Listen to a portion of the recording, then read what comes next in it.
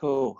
Right. So I suppose the big one is chatting to the South African super middleweight champion, IBO All Africa super middleweight champion, Rowan Campbell.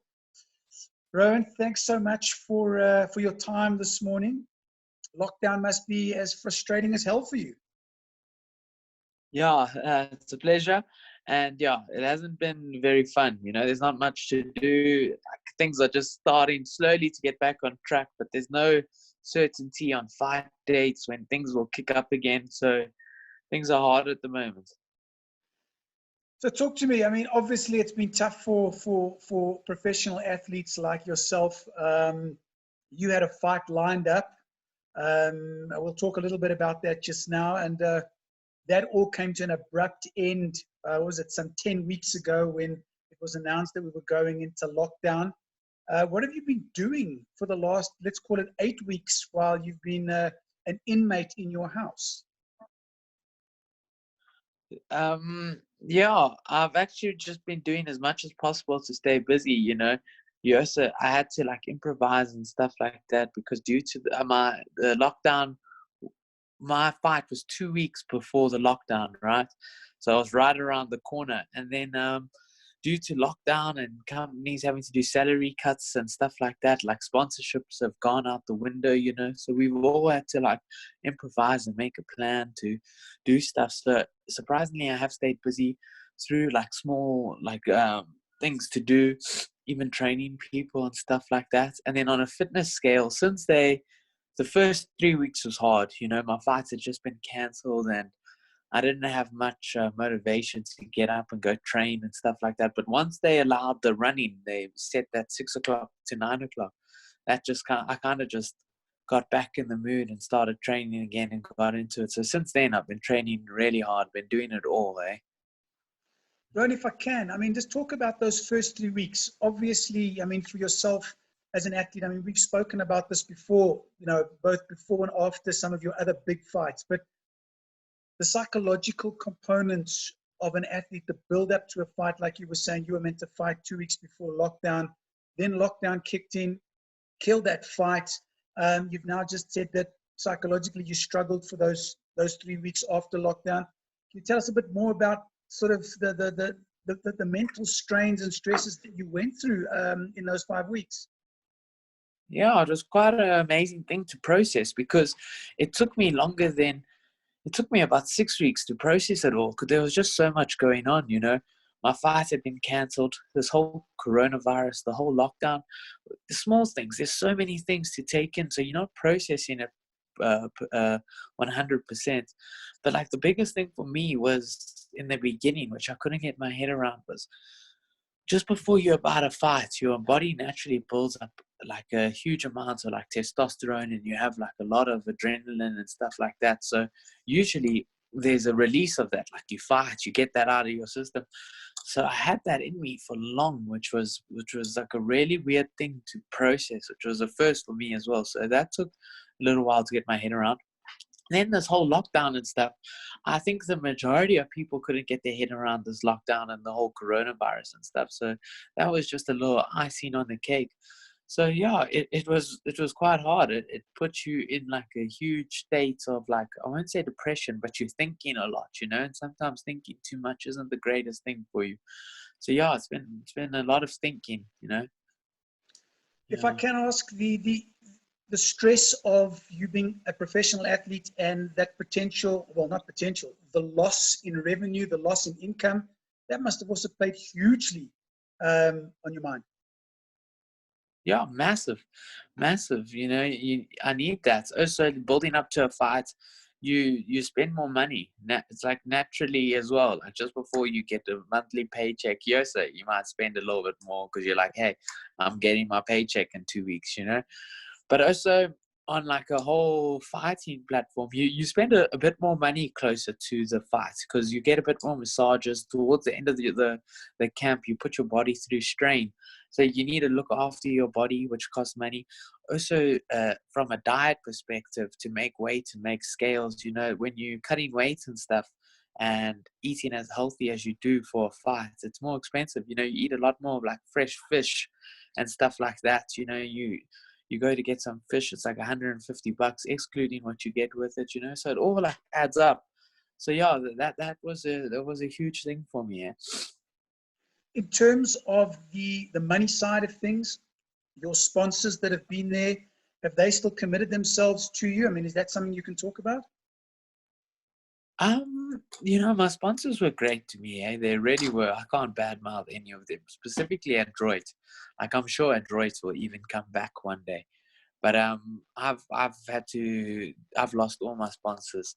They've done salary cuts and stuff like that. And then also in the boxing world, a lot of these sponsors only give you money per fight, which is something a lot of people don't know. So there's actually very few sponsors which get behind sportsmen on a monthly basis. And to all those companies, it's thank you. It's awesome that they get behind sponsors, behind athletes.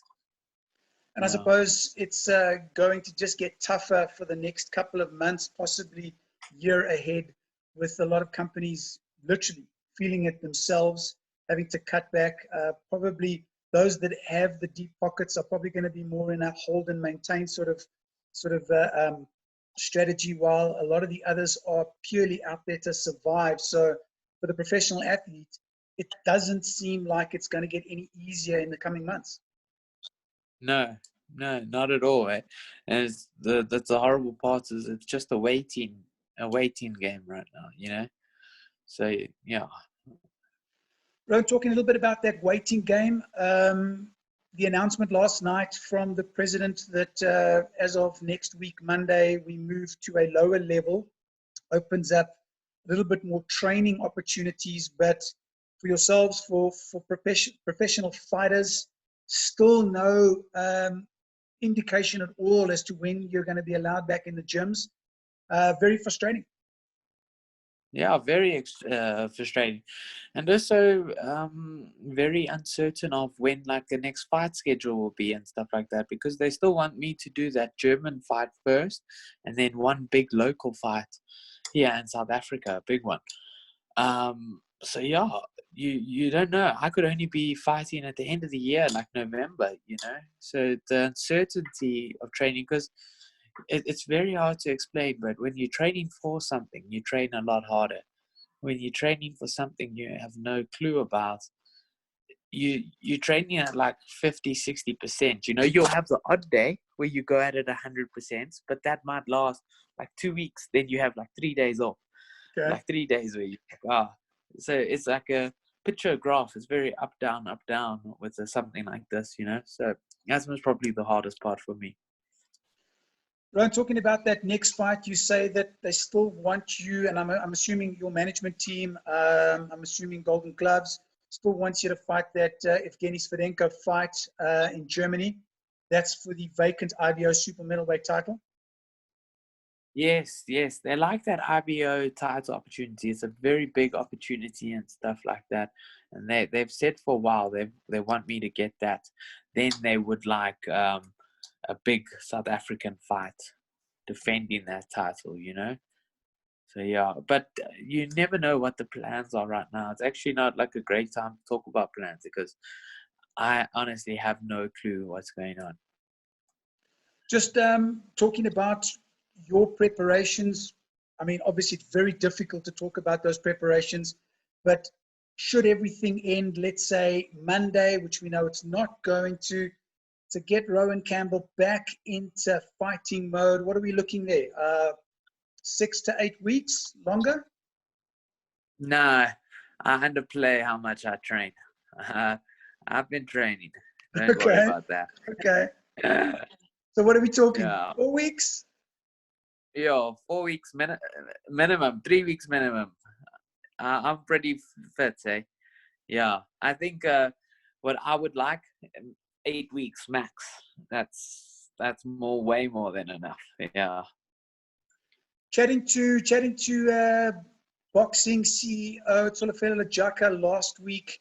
He's talking about the fact that obviously to put on events here in South Africa, there's going to be probably a sort of 6 to 8 week lag, just in terms of getting venues, ensuring various safety protocols and all that kind of stuff now are going to have to be adhered to. I'm assuming as much as it'll probably take you 4 weeks to get ready, obviously there's the organization, there's the logistics around putting an event together to make sure that it's all correctly put together and following the right safety protocols.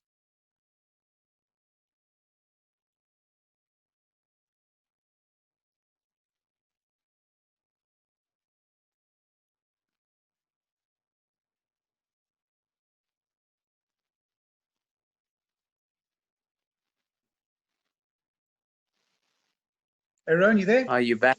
Yeah. Yes. Sorry, we lost you there for a long time. So, No worries. can you ask that question? So, chatting to boxing CEO later last week at Tolofelo Lajaka, he was talking about the fact that logistically, to put on an event would take about 6 to 8 weeks with all of the organization and the safety protocols. For you personally as an athlete, 4 weeks, obviously it would give you that 8 weeks in terms of fight camp preparation. Yeah. Yeah, that would be great. But there's a lot more behind closed doors, which a lot of people don't know about. There's so much. There's planning. There's this. There's promoters. There's this. There's that. There's this. So yeah, that's a lot harder of a question than it seems, because there will also be only a limited amount of fights on there. What's the budget for the fights and stuff like that? There's a lot of questions towards that. So they genuinely, yeah, I don't even know. I'll be ready regardless if that's the question, but it's a bit more complicated than that with everything which is going on behind closed doors and government not wanting things like this. And I suppose as well the fact that the proposed next fight for Rowan Campbell is overseas in Germany. That's going to add another little bit of a logistical complication to it as well. Huge, because there's some. It's all about air travel, because Germany luckily has started the Bundesliga, which means that they kind of embracing sports. I actually haven't looked too much into it, but I'm sure they're doing football. They're doing one or two other sports behind closed door. But the whole problem, I think, is air travel and our government's letting us go travel. A lot of questions right now. It's not a great time to be doing interviews. Absolutely. Well, yeah, you say, because I suppose from the perspective that there's not so many answers to many of the questions, but it's great to sort of get into the mind of an athlete like yourself to get a better sense as to what's been going on. Because, I mean, we're talking now 10 weeks later, professional athletes must be going out of their minds. Yeah. Yeah, it hasn't been the greatest sight, and it just like adds fuel to fire in the sense that, it means we, unfortunately, in the future and stuff, boxing is a full-time sport, people forget that, you can maybe do one or two small things in the time, but if you want to be great in this sport, people don't realize it takes hours and hours, minimum of like 3 times a day type of training, and it just adds fuel to the fire that maybe in this country or maybe just in the sports that's a bit risky to do it, you might have to do something on the side, it makes life a lot harder. Well, you actually have to, not might have to, you have to. Well, let's talk about the global scene, just to get some of your thoughts on what's been happening during lockdown. We've all been sitting in our homes, glued to our computers and to our phones, seeing what's happening in the big wide world of boxing. The news that Mike Tyson is coming back for a couple of exhibition fights. How does that sit with Rowan Campbell? He looks extremely explosive still. I think that Mike Tyson, he's quite a freak of an athlete, and I think he'll do well for 4 rounds. But I'm watching a lot of videos of Evander Holyfield, of Evander's training as well. And I think Mike will do well. I think Mike's still looking very explosive and stuff. I think they will struggle in the 4th round. I think they will do very well for 3 rounds, or maybe even like 2 hard rounds. But Evander, I have a feeling that Mike Tyson and Evander fights. I've been watching Evander. Evander's 57. Mike Tyson's like a 52. And he's also been talking about how he took something which makes him young again. I forget what that whole chemical thing is called, but Mike Tyson's been raving about it. And Evander Holyfield looks slow and unfortunately old. And I don't think Evander should fight Mike Tyson. I think that's the problem. Because also I read this thing that Evander said that him and Mike Tyson are going to go easy. They're not going to try and hurt one another, blah, blah, blah. But, like, I know the mentality of a fighter.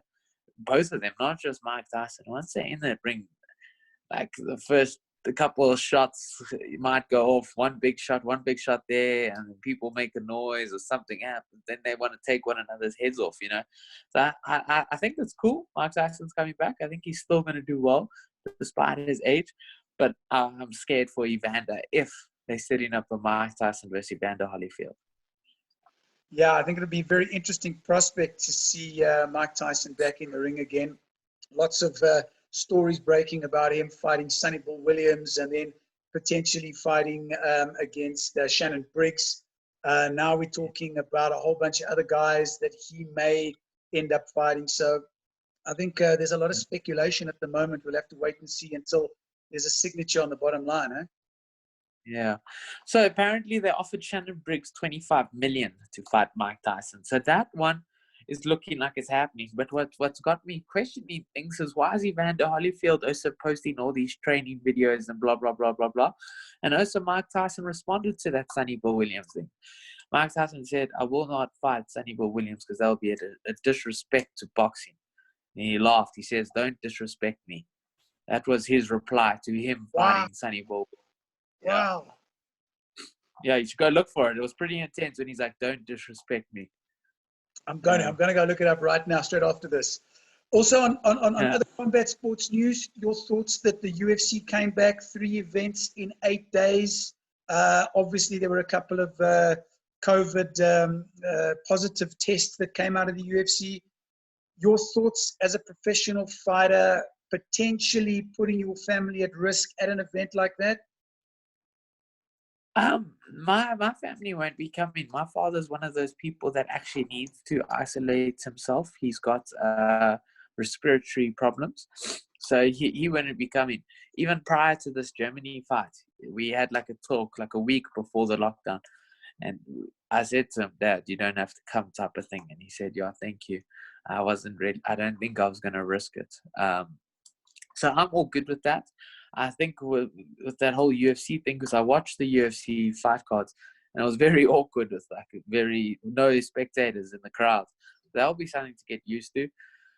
And yeah, this whole COVID thing, it depends on what you read, eh? Some people say, this thing's gonna detriment the economy. Some people say you have to stay indoors. Some people are saying everybody's gonna have to get it to build up antibodies. So, yeah, it's kind of like your thought process on like how you feel about this COVID-19 thing. My thought process is now, just from everything I've seen, I actually kind of want to build up antibodies towards something like this, So I actually wouldn't mind, even if, that's what your body has to do, because it was the SARS virus like a couple of years ago. Now in the future, there's going to be something else, It's quite crazy. Absolutely crazy. So much. Guys from the left saying this, guys from the right saying that. We actually don't really know what to believe anymore. I suppose at the end of the day, we have to sort of go with what the scientists are saying, but I suppose we need to keep our minds as open as possible and take in what we believe is right and get rid of that which we believe is useless. Yeah, you worded that very well. I wish I took those words and used them in my sentence. Thank you. Thanks for that. Rowan, much for your time. It's been great sort of getting into your head just to get a sense of where you as a professional athlete, as a professional boxer sit at the moment. Right now, final words from you. Any advice to young boxers, young athletes out there that like you going through those mental challenges, struggling to train, missing the gym? What would your advice be to them? I would say boxing is a very tough sport. I think a lot of people, since Floyd Mayweather, think that you just make money in boxing and stuff. It's not how it goes. Floyd Mayweather didn't show all the beatings he took behind closed doors. And I would say keep your mind strong. There's a very famous Scottish saying. It goes, it's a good life if you didn't weaken. So it's a good life if you don't weaken. You always going to get mentally challenged. You're always going to get tested. You know, life sucks from time to time, but just keep pushing through, because once you push through and break that barrier, life gets better. You know, life's all about ups and downs. So hang in there. Such wise words. Rowan Campbell, undefeated South African super middleweight champion. Hopefully going to be fighting soon for that vacant IBO super middleweight title. We wish you all the best. We wish you health and sanity in the weeks and days to come. And we'll catch up with you soon. Thank you, Mark. Hey, have a good one. Yeah, you too. Thanks for your time, Rowan. Okay, sweet. Enjoy. Bye. Bye.